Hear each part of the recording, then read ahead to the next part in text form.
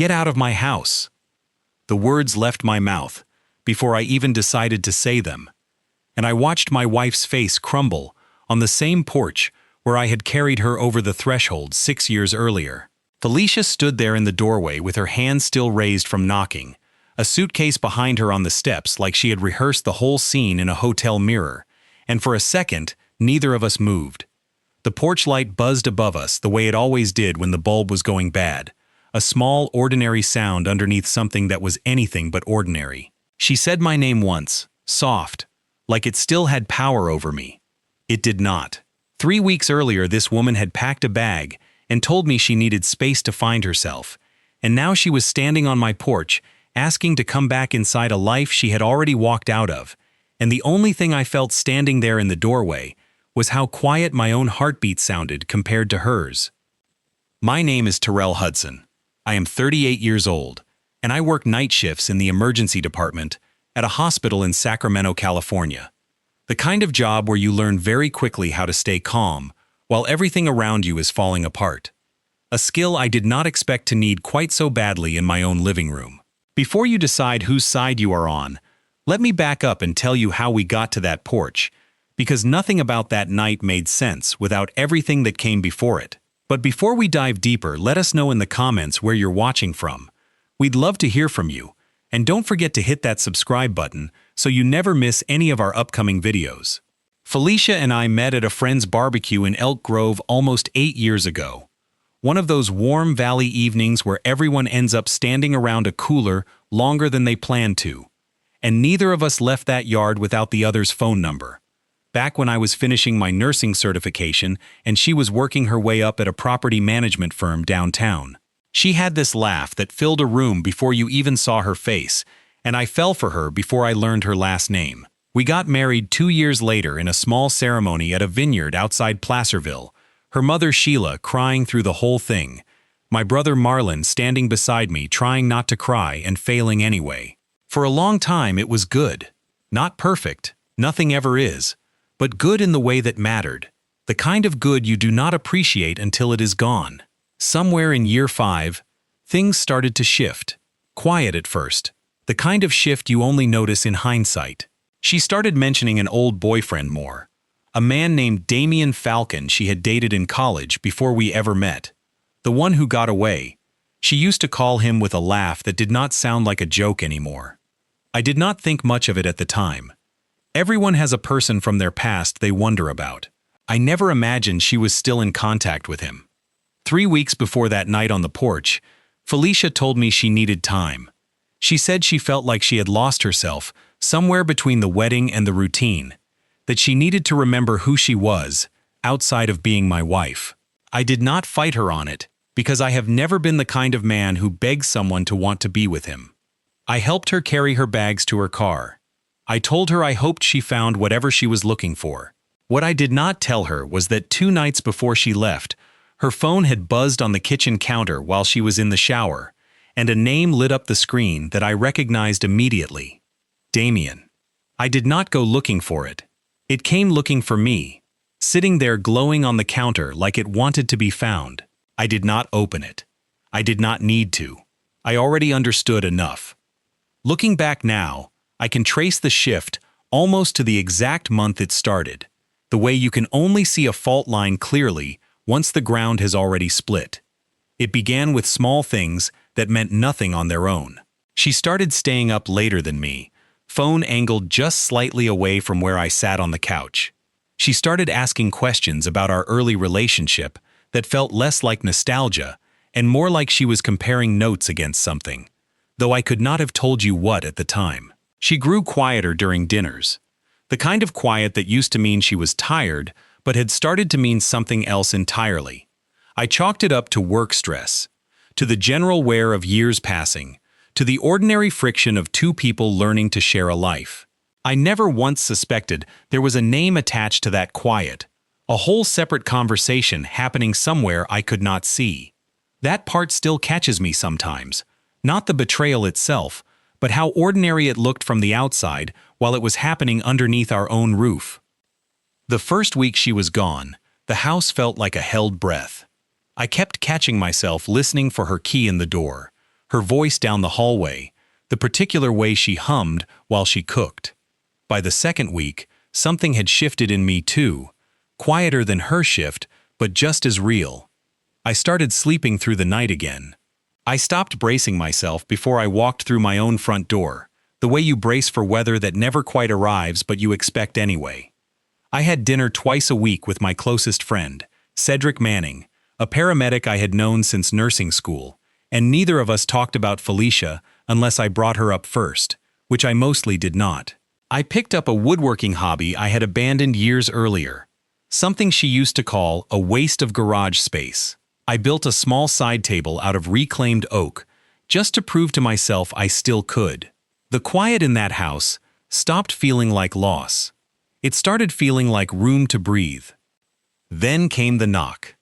3 sharp raps, a pause, 2 more, urgent in a way that did not match the soft goodbye she had given me weeks before.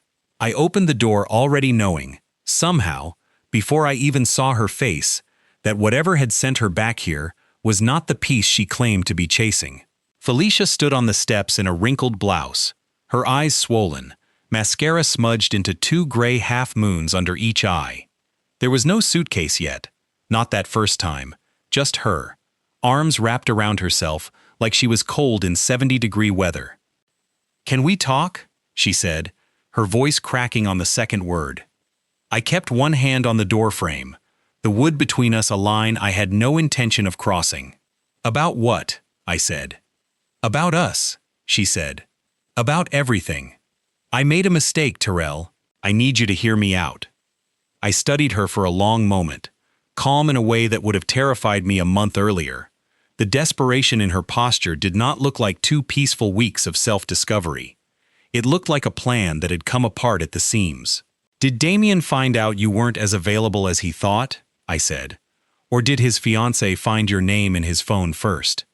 Her whole body flinched like I had reached out and struck her. The color drained from her face and then rushed back twice as red. "How do you?" she started, then stopped, her hand pressed flat against her chest, like she needed to hold something in. "Lucky guess," I said. It was not luck.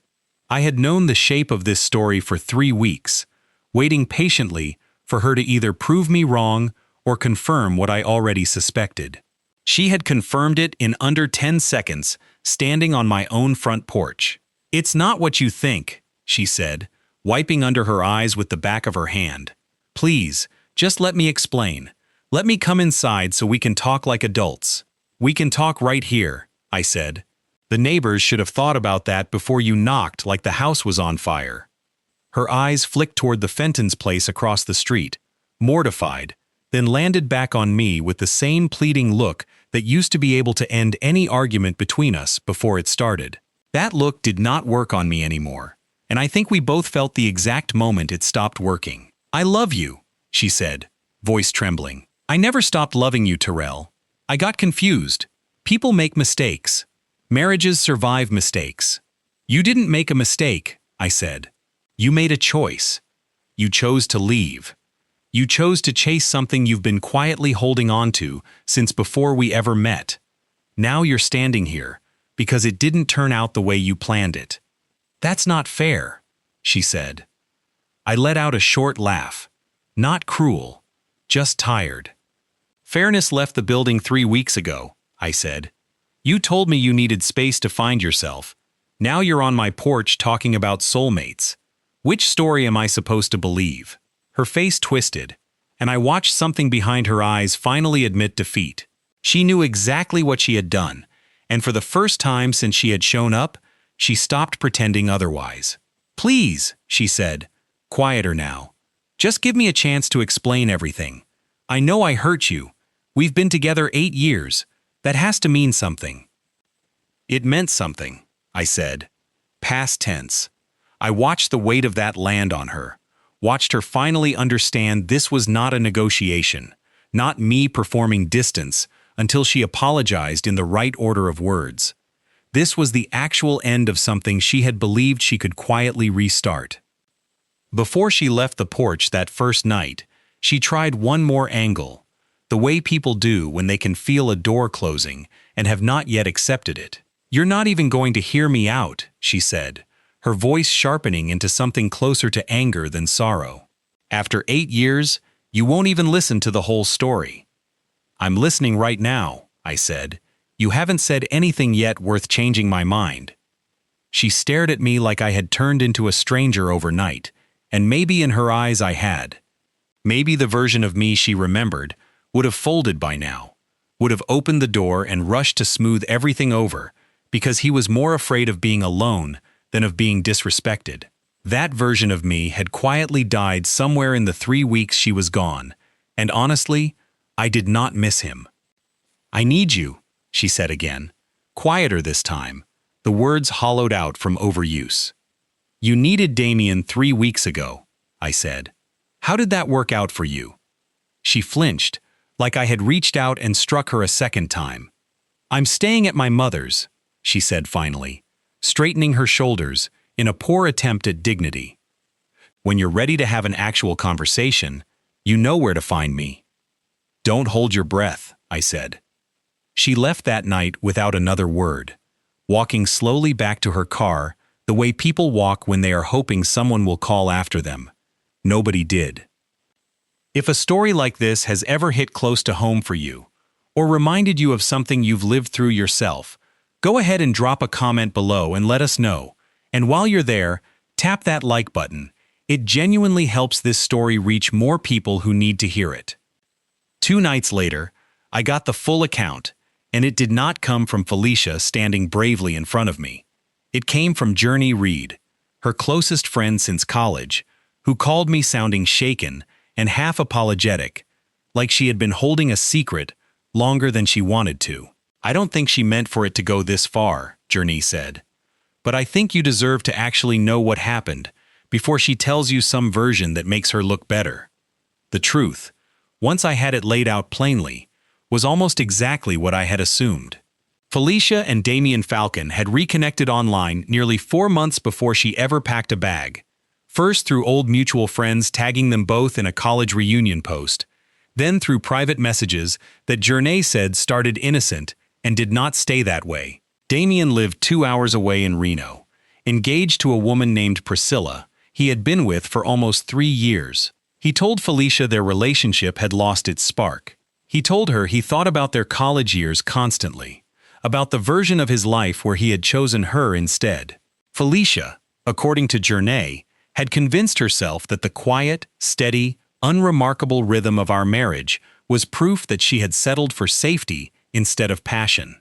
She wanted to know, once and for all, whether the road not taken was actually better. So she took it. She told me all of this herself 2 days after Journey's call, sitting across from me at our kitchen table, because I finally agreed to let her inside long enough to talk, on my terms, in daylight, with the front door unlocked. She had gone to Reno for what she called 4 days that changed everything and then unraveled everything all at once. Damien had been attentive at first, she said, taking her to expensive dinners, telling her he had never stopped comparing every woman since her to the girl she used to be. Then, on the 3rd night, his fiancée Priscilla had found messages on his laptop and shown up at the hotel where Felicia was staying. Felicia described the encounter in a flat, hollowed-out voice, like she was reading someone else's diary out loud. Priscilla had not screamed or made a scene. She had simply looked at Felicia, looked at Damien, and said she needed 48 hours to decide if their engagement was still something she wanted. Damien chose Priscilla. He told Felicia it had been a mistake, that he was not built for this kind of disruption, and he blocked her number before she had even finished packing her bag. I asked Felicia, once she was sitting across from me, whether she had told Damien she was married. She looked down at the table for a long moment before answering. He knew, she said quietly. I never hid that part. I think that's what made it feel exciting, instead of just reckless. Like I was choosing something on purpose, for the first time in years. And what were you choosing me for? I asked. Back when you married me. She did not have an answer for that either. Not a real one. She said something about timing, about being ready to settle down at the time, about thinking stability was what she wanted before she understood herself better. Every sentence she offered sounded rehearsed, like she had practiced them in the car on the drive over, and every one of them landed flatter than the last. I did not interrupt her. I let her get all the way through it, because I wanted to hear exactly how she had constructed the story she planned to keep telling herself long after this conversation ended. "So, you came back here," I said, "because the man you left me for didn't want the consequences of choosing you." She flinched at that, but she did not deny it. "Where else was I supposed to go?" she asked. "Your mother's," I said. "A hotel. Anywhere, except back into a home you walked out of 3 weeks ago." "This is my home too," she said. "You're my husband. I made a mistake, and I need you to forgive me." I looked at her directly, and for the first time in weeks, I let myself say the full truth out loud instead of just carrying it quietly. "You didn't make a mistake," I said. "You planned this. You reconnected with him months before you ever packed a bag. You emotionally checked out of our marriage long before you physically left it, and then you engineered a clean exit so you could chase him without technically doing it while we were still living under the same roof. That's not a mistake. That's a decision, made slowly, on purpose." She had no real answer for that. She cried instead, the kind of crying that comes from someone realizing they have run out of angles to try. "You cannot compete with a fantasy built out of memory," I told her, and I meant it as much for myself as for her, because somewhere in those first quiet weeks alone, I had finally understood something I had spent years avoiding. Our marriage had never been the fireworks kind, and I had stopped believing that was a flaw. It was steady, and steady is not the same thing as boring, no matter how convincingly a person can talk themselves into believing otherwise when the right voice starts telling them what they want to hear. "So that's it?" she asked, wiping her face with the sleeve of her cardigan. 8 years, and you're just done." "No," I said. 8 years, and you were done the moment you got on that plane to Reno. I'm just the one making it official now." My brother Marlon called me later that same week, his voice careful in the way it gets when he is trying not to overstep. "Mom wants to know if you're still coming to dinner Sunday," he said. "Is Felicia invited?" I asked, already half knowing the answer. "Mom said absolutely not," he said. "Dad already told her she isn't welcome until this whole thing is settled. And honestly, maybe not even then." My family had never played games about loyalty. Once a line got crossed, it stayed crossed, and there was something steadying about that certainty during a season when very little else felt certain. I want to pause here for a second and just say, if you're the kind of person who's lived through something like this, whether you were the one left behind or the one doing the leaving, we would genuinely love to hear your side of it in the comments. And if this story is pulling you in, go ahead and hit that subscribe button so you catch the rest of what happens. I contacted an attorney the following Monday, a calm, methodical man named Baxter Vaughn, who had handled a coworker's divorce 2 years earlier without a single ounce of drama. He told me the same thing over and over in different words. Stay quiet, stay documented, let the process work instead of the emotion. I took his advice seriously. Every text Felicia sent after that, I forwarded straight to his office and did not respond to directly. The first messages were apologies. By the middle of that week, they had shifted into something closer to bargaining, reminders of anniversaries, photographs from our wedding, a long message about how marriage is supposed to survive hard seasons. I did not answer any of them. My mother-in-law, Sheila Doss, tried a different approach. She caught me one afternoon in the parking lot of the hardware store on Freeport Boulevard, standing beside my truck with her arms crossed, like she had been waiting there for a while. "She hasn't eaten properly in days," Sheila said. "This is destroying her, Terrell." "She should have thought about that before she got on a plane to Reno," I said, keeping my voice even. "She made a terrible mistake," Sheila said. "But she loves you." "With respect," I said, "this is between me and Felicia. You raised her, so you know exactly what kind of person she is underneath all this. Whatever happens now, she built it herself, one choice at a time." Sheila's expression hardened, but she did not argue further. She got back into her car and drove off. and I did not feel triumphant watching her go, only tired in a way that had started to feel permanent. The following Friday, Felicia found me at a farmer's market near Land Park, where I usually picked up produce on my day off. She approached me, between a stall of peaches and a table of cut flowers, her voice rising before I had even fully turned around. "Please," she said, "just 5 minutes. That's all I'm asking." "You had 5 minutes at the kitchen table," I said. "You had 5 minutes on the porch. What's left to say that hasn't already been said?" "I need closure," she said, loud enough that a woman comparing peach baskets nearby glanced over without meaning to. "I need you to understand why you won't even try." "You want closure," I said. "Here it is. You left me for a man who used you for 4 days and then chose someone else the second it got complicated. You came back here expecting me to be grateful you picked me as your fallback. I'm done being anyone's fallback. That's your closure." Her face went red, humiliated in front of strangers who were doing their best not to stare and failing. "You're enjoying this," she said, her voice breaking. "I'm not enjoying a single part of this," I said. "I'm just done protecting you from the consequences of your own decisions." I turned and walked back toward my truck, and this time I did not look back to see whether she followed. That clip, or a piece of it anyway, ended up online 2 days later. Someone near the flower stall had been filming a cooking demonstration nearby and caught the tail end of our exchange in the background. Cedric sent it to me with a text that just said, "You're famous now, brother." The comments underneath were split, some people defending Felicia, most defending me, but the part that stuck with me was not the strangers weighing in. It was how little I cared either way. I had already made my decision long before any camera caught a few seconds of it.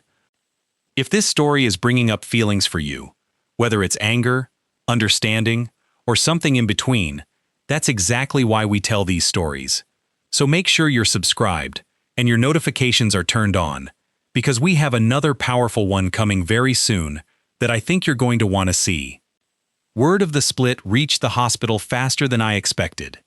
Sacramento is a big city, but the emergency department is its own small town, and by the second week back at work, one of the newer nurses on my unit, a woman I barely knew outside of shift handoffs, mentioned she had heard I was going through a rough separation and asked if I wanted to talk about it on our break.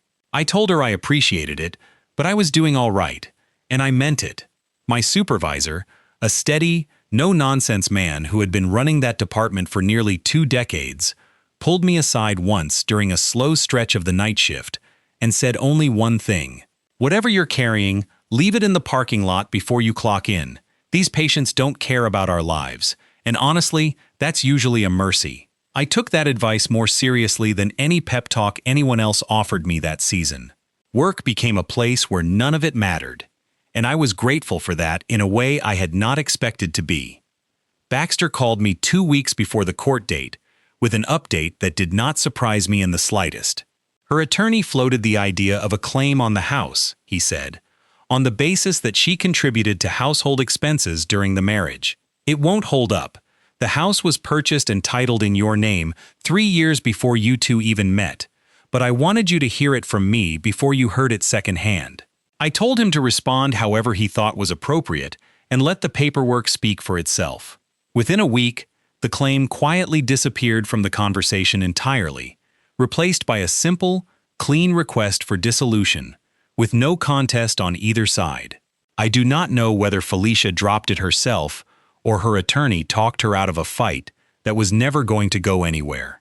Either way, I was relieved not to spend months arguing over a house I had already paid off with a decade of overnight shifts before she ever walked through its front door. The custody of our finances, if you can call it that, with no children involved, turned out to be simpler than either of us expected, mostly because I owned the house outright before we married, and Felicia's attorney, once Baxter laid out the paper trail, quietly stopped pushing for anything beyond a clean, even split of what little we had built together. What surprised me was not the paperwork. It was how much lighter I felt signing it. 6 years condensed down into initials on a stack of forms, and instead of grief, all I felt was a strange, steady relief. like setting down a bag I had been carrying so long I forgot it had weight. The court date landed on a gray Tuesday morning at the Sacramento County Courthouse downtown. Felicia sat 2 benches away with her attorney, not looking at me, her hands folded tightly in her lap. The judge, a measured woman named Judge Rowe, moved through the standard questions in a voice that made 6 years sound like paperwork, because in the end, legally, that is exactly what it was. Do you both agree to the terms? Yes. Are there any contested assets? No. Are there children involved? No. Granted, the whole thing took less than 15 minutes. Outside the courtroom, Felicia caught my arm gently before I could walk away. I'm sorry, she said. I really did learn something from all of this. I hope you did, I said, and I meant it, without bitterness, without anything left to prove. I hope it was worth what it cost you. I did not wait for her answer. I walked to the elevator, and for the first time in weeks, I did not feel the urge to look back over my shoulder to see if she was still standing there.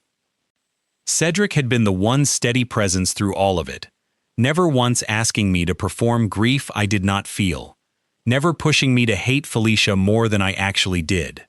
A few nights after the court date, sitting on my back porch with 2 beers between us, he asked me the question I think everyone had been quietly wondering. Do you actually miss her, he said, or do you just miss having someone around? I thought about it honestly before answering, because he deserved an honest answer, and so did I. Some nights I miss the version of her I married, I said. I don't think I miss the version who left. I'm not sure those were ever fully the same person, and I think that's the part that took me the longest to accept. Cedric did not offer advice after that. He just nodded, and we sat there a while longer, listening to the crickets start up in the yard behind mine, and it was enough. Cedric met me at a restaurant near the river that evening with 2 of our other friends, Jonas Watts and Percy Ford, guys I had known since my first year working the emergency department. Nobody brought up Felicia's name once. We talked about a fishing trip we had been promising to take for 2 years and never had. About Percy's disastrous attempt at online dating, about nothing that mattered and everything that did, because it was ordinary, and ordinary had started to feel like a gift again instead of something to escape.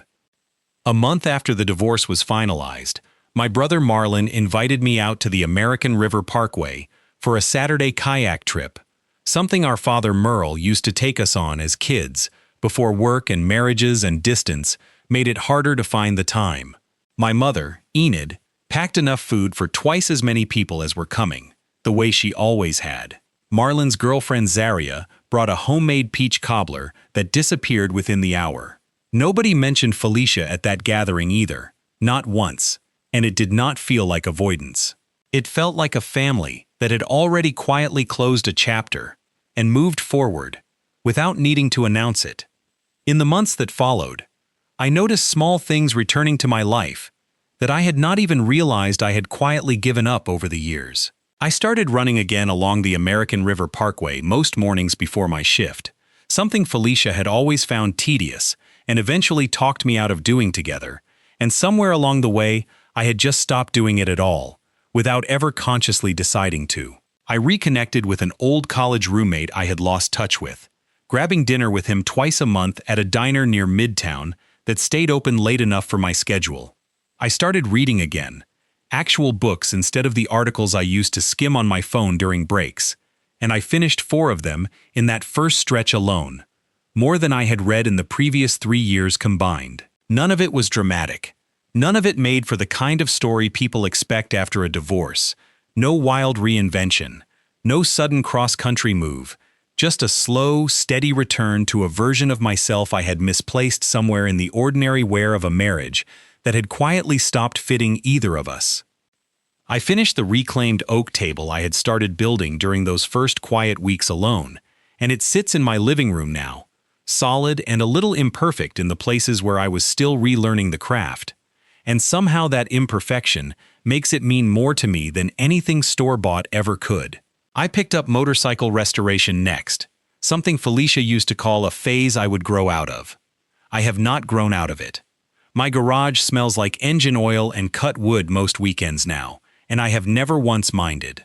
People sometimes ask me if I regret how direct I was with her, whether I could have been softer, given her more time, more grace. I do not regret it.